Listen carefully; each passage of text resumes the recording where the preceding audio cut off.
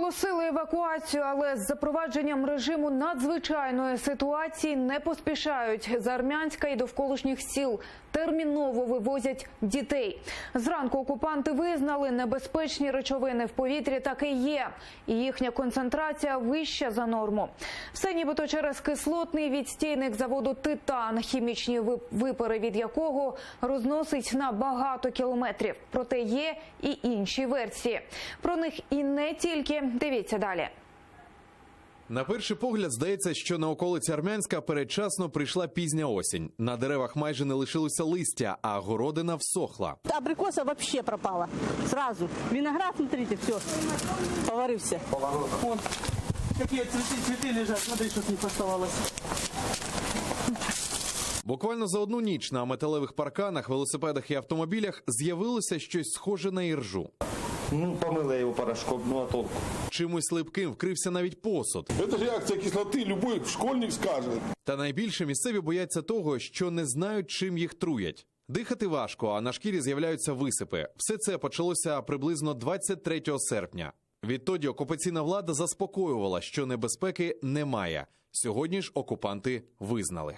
Впервые предельно допустимая концентрация сернистого ангидрида превысила норму. Сірчаний ангідрид – це безбарвний газ, який при високих концентраціях в повітрі може викликати в людини судоми, втрату свідомості і навіть параліч серця. При не дуже значних концентраціях з'являється подразнення верхніх дихальних шляхів. Якщо концентрації підвищуються, то з'являється кашель, з'являється виділення з носа, течуть очі. В першу чергу можуть страждати люди похилого віку, ну і зазвичай діти.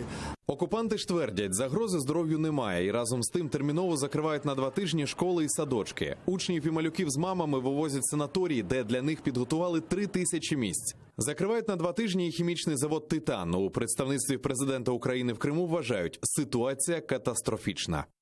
Там гине скот, там гинуть рослинність вже. Також це екологічна шкода Сивашу, куди йдуть відповідні зброси. Це шкода атмосферному повітрю і затоці Чорного моря, яка знов-таки отримує цей зброс.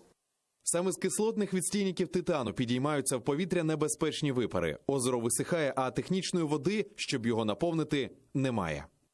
Воды на территории Крыма недостаточно, не пробурили запрещенные скважины, которые никогда не разрешались в таком объеме бурить на территории Крыма до оккупации, до 2014 года.